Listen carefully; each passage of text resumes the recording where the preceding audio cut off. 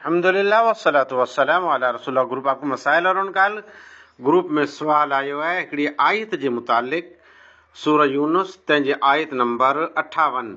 अचो पहिरीं आयत जी तिलावत सुनो, पोइ आयत जे मुतालिक थोड़ी तफ़सीर ऐं तर्जुमो थी वञे। कारी साहब तिलावत फरमायो। कुल बिफज़लिल्लाहि व बिरहमतिही फबिज़ालिका फलयफ़रहू हुव खैरुम मिम्मा यजमऊन। माशाअल्लाह। सूरह यूनुस जी आयत तव्हांखे सामने तिलावत थी, जंहिंजो तर्जुमो है, आप कह दीजिए कि बस लोगों को अल्लाह के इस इनाम और रहमत पर खुश होना चाहिए, वो उससे बदरजा बेहतर है जिसको वो जमा कर रहे हैं। उर्दू तर्जुमो आपके सामने मूं पेश किया है। अल्लाह जो फज़ल अने अल्लाह जी रहमत ते थी कुरो मुराद है। अल्लाह जो फज़ल अने अल्लाह जी रहमत। अचो तफ़सीर जे अंदर पाण मुतालो कयूं त पाणखे ख़बर पए जे कुरो मुराद है। तफ़सीर सादी जे अंदर फज़लुल्लाह से मुराद कुरान अने रहमत से मुराद दीन है। रहमत थी मुराद ईमान है। रहमत थी मुराद अल्लाह ताला से मोहब्बत अने अल्लाह जी मारिफत मुराद है। तफ़सीर अल-वसीत जे अंदर फज़लुल्लाह थी मुराद कुरान है। रहमत थी मुराद इस्लाम। रहमत थी मुराद अल्लाह जी जन्नत है अने जहन्नम थी आज़ादी अने नजात है।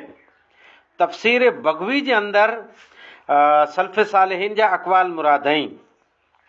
क़तादा अने मुजाहिद रहमतुल्लाहि अलैहि फरमाइनि था, फज़लुल्लाह से मुराद ईमान अने रहमत थी मुराद कुरान है।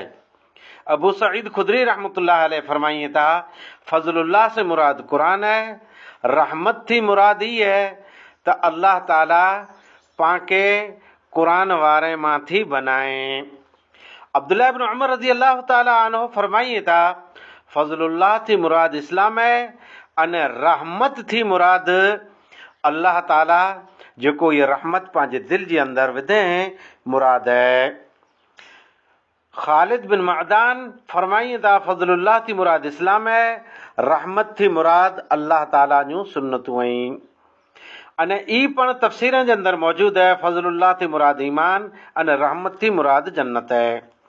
इब्न कसीर जे अंदर फज़लुल्लाह थी मुराद दीन हक़ अने अल्लाह ताला जेको हिदायत ॾिने ई मुराद है। तफ़सीर इब्न कसीर जे अंदर हिकिड़ो वाक़ियो मौजूद है।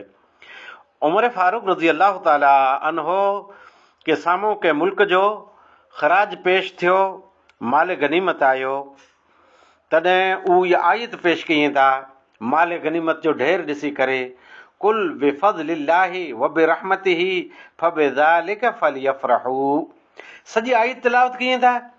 तॾहिं उन जा ग़ुलाम चवनि था, कुरो हिन आयत थी मुराद अल्लाह जो फज़ल अने अल्लाह जी रहमत ईज है जेको पांखे गनीमत जी शक्ल में मिलियो आहे। तॾहिं अब्दुल्लाह इब्न उमर पंहिंजे मौला खे चवनि था, ग़ुलाम खे चवनि था जे न, ई मुराद न आहे। फज़लुल्लाह त इहे जे अल्लाह ताला बग़ैर महिनत जे ॾिए न, हिन लाइ करे त पाण महिनत कई है। तफ़सीर कुर्तुबी जे अंदर अब्दुल्लाह इब्न अब्बास अने अबू सईद खुदरी रज़ी अल्लाह ताला अन्हु जो फरमान त फज़लुल्लाह थी मुराद कुरान है अने रहमत थी मुराद इस्लाम है। तफ़सीर तबरी फज़लुल्लाह थी मुराद इस्लाम अने रहमत थी मुराद कुरान है। तफ़सीर जलालैन फज़लुल्लाह थी मुराद इस्लाम अने रहमत थी मुराद कुरान आहे, यानी कुरान जो नुज़ूल। हिन आयत जे अंदर जेको फज़लुल्लाह ते थी मुराद अक्सर तफ़सीर में कुरान अचे थो, अने रहमत थी मुराद आयत जे अंदर दीन इस्लाम है, अल्लाह ताला से मोहब्बत है, जन्नत है, अल्लाह जी रहमत है, हिदायत है, इस्लाम है, ईमान है, वग़ैरह वग़ैरह अहिड़ा मुंदा तफ़सीर में मिलनि था, जेको तफ़सीरूं तंहिंजा आके साम्हूं मूं हवाला पेश कया। हाणे अल्लाह जे फज़ल अने अल्लाह जी रहमत मथे फल यफ़रहू, ख़ुशि थियो, ख़ुशि थियणो खपे। अल्लाह जो फज़ल क़ुरान जो नुज़ूल, अल्लाह जी रहमत दीन इस्लाम। ख़ुशि थियो, फल यफ़रहू, ख़ुशि थियणो खपे। त यफ़रहू फ़रह फ़रिह इन जो मतिलबु कुरो थिए थो। मुफ़रदात क़ुरान जे अंदर आहे त इंसान खे जेको ख़ुशी जल्दी मिले थी उन जी वजह सां एतिरी लज़त महसूस थिए जो सीनो खुली वञे अने इंसान ख़ुशि थिए। अक्सर बदनी ख़ुशी अने बदनी लज़त मथे ख़ुशि थियणु फ़रह जो मतिलबु आहे। अच्छे अने गैर अच्छे, नेगेटिव पॉजिटिव ॿिन्ही ख़ुशीअ मथे लफ़्ज़ फ़रह मौजूदु है। सूरह तौबा आयत नंबर 81, फ़रहल मुख़ल्लफ़ून। हिकिड़ो ग़ज़वो थियो जंहिंजे अंदरि अमोक मदीने जा माण्हू न हली सघिया। अमोकता उहा साहबा किराम जंहिंजे ईमान जी अलाह गवाही ॾिने, अने हिकिड़ा उहे पण हुआ जंहिंखे हक़ीक़त में ग़ज़वे में वञिणो न हो, जंहिंखे क़ुर हिते मुख़ल्लिफ़ून चए, पीछे रहण वारा, पुठियां रहण वारा। फ़रह उहे ख़ुशि थिया, त उन जी ख़ुशी कहिड़ी हुई? उन जी ख़ुशी न ढोल तमाशो हो, न जुलूस हो, न झंडी हुई, न ॿियो को इज्तिमा हो, बल्कि दिलि जे अंदरि ख़ुशि थिया। पण ख़ुशि किन कम ते थिया? ख़ासो कम न हो तंहिं मथे ख़ुशि थिया। पुठिया यानी इस्लाम खे टेको न ॾिनो, इस्लाम लाइ न निकिरिया, नबी सल्लल्लाहु अलैहि वसल्लम के साथ न ॾेई करे अहिड़े कम मथे ख़ुशि थिया। तंहिं लाइ करे हिते लफ़्ज़ फ़रह आयो आहे। सूरह क़सस आयत नंबर 76 जे अंदरि ला तफ़रह इन्नल्लाह ला युहिब्बुल फ़रहीन। सॼी आयत ॾिसूं त कारून मूसा अलैहिस्सलाम जी क़ौम जो हो, अने मूसा अलैहिस्सलाम जी क़ौम जे विरुद्ध फ़िरौन खे साथ ॾिने, क़ौम जे ख़िलाफ़ ज़बरदस्त माल उन ख़र्च कयईं। तॾहिं क़ौम वारे चयो ला तफ़राह, तूं ख़ुशि न थी, अल्लाह ताला पसंदि नथो करे जेको ख़ुशि थी वेंदा। त हिते तफ़राह इतराइण, जिराखन घमंड करणु, पिंड जे माल मथे फ़ख्रु करण जी माना में आहे। क़ौम जे माण्हूअ चयो तूं फ़ख्रु न कर, अल्लाह ताला फ़ख्रु करण वारे खे, इतराइण वारे खे पसंदि नथो करे। हता के तफ़राह फ़रह हिन जो तर्जुमो कंज़ुल ईमान, तंहिंजे अंदरि पण आहे जे इतराउ मत। अल्लामा ताहिरुल क़ादरी तंहिं पण हिन जो तर्जुमो लिखियो आहे ला तफ़राह, ख़ुशी पर इतराउ मत, इतराइण थियो आहे। सूरह आल इमरान जे अंदरि आयत नंबर 170 फ़रहीन बिमा आताहुमुल्लाह मिन फ़ज़्ल, ख़ुशि आहीं जेको अल्लाह ताला उन खे पंहिंजो फ़ज़्ल ॾिने। त अल्लाह जो फ़ज़्ल तंहिं मथे ख़ुशी आहे। इहा ख़ुशी जश्न जी शकिल में न आहे, तक़रीब जी शकिल में न आहे, दिलि जे अंदरि जी ख़ुशी आहे। सूरह अनाम आयत नंबर 44 हत्ता इज़ा फ़रिहू बिमा ऊतू अख़ज़नाहुम बग़्ततन। उहा क़ौम जंहिं क़ौम खे अल्लाह ताला तरह तरह जूं नेमतूं ॾिने, अल्लाह नेमतूं ॾिने, उन क़ौम वारे नाफ़रमानी कयूं, सरकशी कयूं, इस्लाम जे ख़िलाफ़ हलिया, बग़ावतूं कयूं, अल्लाह उन खे नेमतूं ॾिने। जॾहिं उन नेमत मथे इतराइण लॻा, घमंड करण लॻा, फ़ख्रु करण लॻा, त अख़ज़नाहुम, अल्लाह ताला उन खे पकड़े गिड़े, बग़्ततन, अचानक, कंहिं पण चेतावनी वग़ैरह। हिते फ़रीहू थी मुराद इतराइण आहे। सूरह राद आयत नंबर 26 जे अंदरि वफ़रीहू बिल हयात दुनिया, हिकिड़ा अहिड़ा आहिनि जेके दुनियावी ज़िंदगी मथे ख़ुशि थिया, त उन मथे जश्न न ईद था मनाइनि, बल्कि दिलि सां ख़ुशी थिए थी इन खे, अने अमोक इतराई ईंदा, घमंड कई ईंदा। अहिड़ी तरह वला तफ़रहू, ऐं ख़ुशी न कयो, दुनियावी ज़िंदगी मथे घमंड न कयो। अलगर्ज़ फ़रहन जो तर्जुमो जेको थियो आहे दिली ख़ुशी वे थी, इन से मुराद कंहिं क़िस्म जो कोई जश्न वग़ैरह आहे न। हदीसनि जे अंदरि पाण जे ॾिसूं त हदीसनि जे अंदरि पण लफ़्ज़ फ़रह मौजूदु आहे। जेकॾहिं सही बुख़ारी तंहिंजो पाण मुतालो कयूं त बुख़ारी जे अंदरि पण कई अहिड़ियूं रिवायतूं पाण खे नज़र अचनि थियूं जंहिंमें लफ़्ज़ फ़रह मौजूदु आहे। मिसाल तरीक़े सही बुख़ारी जी हिकिड़ी रिवायत, आप सल्लल्लाहु अलैहि वसल्लम पिंड जी ज़िंदगीअ जो आख़िरी जॾहिं ॾींहुं हो, सोमवार जो ॾींहुं हो, 12 रबीउल अव्वल जो मौक़ो हो, उनटाणे साहबा किराम मस्जिद नबवी जे अंदरि नमाज़ पढ़िया पे, अने नमाज़ सैयदना अबू बकर रज़ी अल्लाह ताला अन्हो पढ़ायूं पे। आप सल्लल्लाहु अलैहि वसल्लम उम्महातुल मोमिनीन सैयदा आयशा रज़ी अल्लाह ताला अन्हा जे हुजरे थी ॿाहिरि निकिरिया, नमाज़ जारी हुई। साहबा इकराम इतरा ख़ुशि थिया जे आप सल्लल्लाहु अलैहि वसल्लम अचें पिया अने इमामत फरमाईंदा न। ख़ुदि आप सल्लल्लाहु अलैहि वसल्लम बि ख़ुशि थिया, मुस्कुरायूं। साहबा इकराम जे बारे में अचे तो वहम्मल मुस्लिमून ऐं यफ्ततिनू फी सलातिहिम फरहन बिन नबी सल्लल्लाहु अलैहि वसल्लम। आप सल्लल्लाहु अलैहि वसल्लम जे अचण जी ख़ुशीअ मथे साहबा इकराम इरादो कयो त नमाज़ तोड़े छॾिए। हिते फरहन ख़ुशी आहे त इहा ख़ुशी कई आहे, ख़ुशी नमाज़ जे अंदर जो हुई अने मन जे अंदर, जी जे अंदर, दिलि जे अंदर ख़ुशी हुई।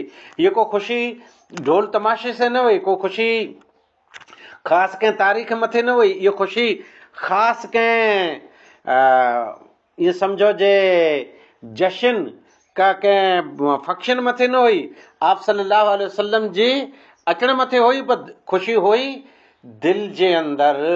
ख़ुशी दिलि जे अंदर साहबा इकराम खे थी। अहिड़े तरीक़े ते ॿई हदीस जे ॾिसूं त उहो साहबा इकराम जेको हिकिड़ी राति आप सल्लल्लाहु अलैहि वसल्लम सां गॾु नमाज़ पढ़िया, इशा जी नमाज़ तमामु लेट पढ़िया। आप सल्लल्लाहु अलैहि वसल्लम ख़ुदि इमामत फरमायो, बुखारी जी रिवायत है। जॾहिं नमाज़ मुकमल थिए त आप सल्लल्लाहु अलैहि वसल्लम साहबा इकराम खे बशारत ॾिनो ऐं फरमायूं त आसवा अॼु जी राति हिनटाणे ॿियो केरु पिणु नमाज़ पढ़ंदड़ न आहे। इन ख़ुशीअ मथे रावी हदीस चवनि था قال ابو موسى فرجعنا ففرحنا بما سمعنا من رسول الله صلى الله عليه وسلم। असां आप सल्लल्लाहु अलैहि वसल्लम थी जेको बशारत सोई उन बशारत मथे फफरहना असीं ख़ुशि थी करे लौटियासीं। त इहा ख़ुशी ढोल तमाशे जश्न वारी न हुई, जंजीअ वारी ख़ुशी न हुई, बल्कि इहा दिली ख़ुशी हुई। अहिड़े तरीक़े सां हदीस जे अंदरि अचे थो त रोज़ेदार लाइ ॿ ख़ुशियूं हुई। हिकिड़ी उहा ख़ुशी आहे, उते लफ़्ज़ आहे फरहा फरहतान, फरह फरहुन, रोज़ो खोले थो तॾहिं, अने ॿियो अलाह जो जॾहिं दीदार थींदो तॾहिं। रोज़ो खोले थो उनटाणे जेकी अलाह जूं नेमतूं ॾिसे थो, उन नेमत मथे ई ख़ुशि थिए थो। ई दिली ख़ुशी हुई थी, तर ढोल तमाशो झंडी जलसो जुलूस ई नथो हुए। अहिड़ी तरीक़े सां ॿियूं पण कई रिवायतूं मिलनि थियूं, जंहिं रिवायतनि जे अंदरि मालूम थिए थो त ख़ुशी जेको रही से दिलि जी ख़ुशी हुई थी। आप सल्लल्लाहु अलैहि वसल्लम जे ज़माने जे अंदरि शुरू इस्लाम में रोज़ो जेको इफ़्तार पिंड जे टाइम ते न करे सघंदो हो, उहो रोज़ो लॻातार कंटिन्यू रखे। राति जो पोइ हिनखे खाधे पीते जो कीअं पण इख़्तियार न हो। हता की हिकिड़ा वीचारा साहिबी जेको रोज़ो इफ़्तार करे जे वक़्तु सुम्ही रहिया, उनखे निंड अची वई, पोइ उनखे घर वारनि जाॻायूं त उथिया, पण उन लाइ करे इख़्तियार न हो कीअं खाधे पीते जो। ॾींहं जो बेहोशी न गशी थी, उनटाणे अलाह ताला क़ुर मजीद जी आयत नाज़िल फरमाए, जंहिं आयत में हुकुम हो उहिल्ल लकुम लैलतुस सियाम रफ़स इला निसाइकुम, सॼी आयत फफरिहू बिहा फरहन शदीदन, त साहबा इकराम फरिहू फरहन ख़ुशि थिया, सख़्तु ख़ुशि, जाम ख़ुशि थिया। त इहा ख़ुशी ढोल तमाशो झंडी पढ़ाईअ वारी का कंहिं फंक्शन वारी ख़ुशी न हुई, इहा दिली ख़ुशी हुई। ले दे करे अहिड़ियूं कई रिवायतूं मिलनि थियूं। जुमे जो ॾींहुं साहबा इकराम ख़ुशि थिया। जुमे जो ॾींहुं इन खे ताम मिलंदो, हिकिड़ो कोई वीचारी कुरहाड़ी औरत हुई जेको चुकंदर बनाए ॾींदी हुई। त हदीस जे अंदरि आहे इन्ना कुन्ना नफ़रहो बियौमिल जुमा ते, जुमे जो असीं ख़ुशि थींदा हुआसीं। इहा ख़ुशी दिली ख़ुशी हूंदी हुई। आख़िरी आंख सां रिवायत पेश कयां तो बीबी फातिमा रज़ी अल्लाह ताला अनहा जेको हसनैन करीमैन जी वालिदा आई, आप सल्लल्लाहु अलैहि वसल्लम जे जिगर जो टुकुर, आप सल्लल्लाहु अलैहि वसल्लम उन खे हिकिड़ो ॾींहुं ॿुलायो, ॿुलाए करे कन में कीअं चयो त रुअण लॻा, यानी बीबी फातिमा खे ॾुख थियो।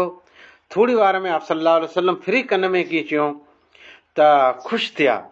जंहिं मथे रावी हदीस उम्मुल मोमिनीन सईदा आयशा रज़ी अल्लाह ताला अन्हा फरमाइनि था मा रए तो कल यौम फरहन अक़रब मिन हज़न, गम पुठिया ॾुख पुठिया तुरत मूं अहिड़ी ख़ुशि ऐं ख़ुशी जी हालत में मूं न ॾिठो। त हिते फरहन ख़ुशी आहे, ख़ुशीअ से मुराद जशन का ख़ुशीअ से मुराद को जुलूस न आहे, बल्कि ये दिली ख़ुशी है।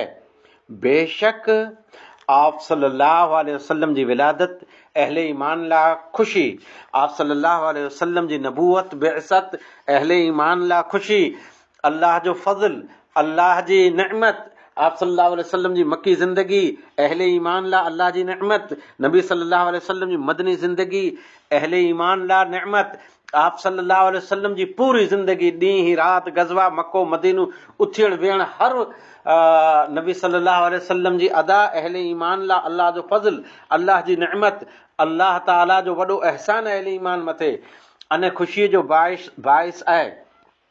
पण हिन आयत में केॾा पण अहिड़ो न लिखियल जेको सूर यूनुस जी आयत नंबर 58 है, जे 12 रबीउल अव्वल जो ऐं हरू भरू ख़ुशी मनायो।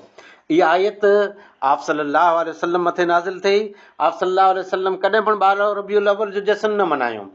सहाबा इकराम जेको क़ुरान खे सम्झंदा हुआ, जंहिं मथे क़ुरान नाज़िल थियो, उन कॾहिं बि हिन आयत जे मुताबिक़ 12 रबीउल अव्वल जो जश्न न मनायो। अने आप सल्लल्लाहु अलैहि वसल्लम जी पैदाइश जे बारे में पण इख़्तिलाफ़ है। अक्सर अहले इल्म चओ 12 रबीउल अव्वल आहे न, अलॻि अलॻि तारीख़ूं ऐं 9 रबीउल अव्वल वधारे चवनि था। पण आप सल्लल्लाहु अलैहि वसल्लम जो दुनिया मां वञणु, दुनिया मां लाॾाणो करणु, वफ़ात अने मौत जे ज़रिए ई 12 रबीउल अव्वल जी तारीख़ रही। जंहिं तारीख़ 12 रबीउल अव्वल जो ॾींहुं सहाबा किराम ला गम जो ॾींहुं हो, ॾुख जो ॾींहुं हो। बीबी फातिमा रज़ी अल्लाह ताला अन्हा फरमाईं था, सुब्बत अलैया मसाइब दुनिया, 12 रबीउल अव्वल जो असां मथे एतिरी मुसीबत आ वई, जेकॾहिं इहा मुसीबत ॾींहं मथे करे त ॾींहुं राति में तब्दील थी वञे। अलगर्ज़ हिन आयत जे अंदरि जेको ख़ुशीअ जो ज़िक्र आहे, उहो ख़ुशी दिली ख़ुशी आहे। अने ई केॾा जो इंसाफ़ आहे त 12 महीने में नबी सल्लल्लाहु अलैहि वसल्लम जी आमद, आप सल्लल्लाहु अलैहि वसल्लम जी विलादत जे बारे में हिकिड़ो 12 महीने में ॾींहुं ख़ुशी जो मनाए में अचे। अहले ईमान खे त हमेशह ॾींहुं राति, हर हफ़्तो, हर ॾींहुं, हर राति, हर लम्हो नबी सल्लल्लाहु अलैहि वसल्लम जी आमद ऐं विलादत मथे ख़ुशि थियणो खपे। अल्लाह वधारे बहितर ॼाणे थो।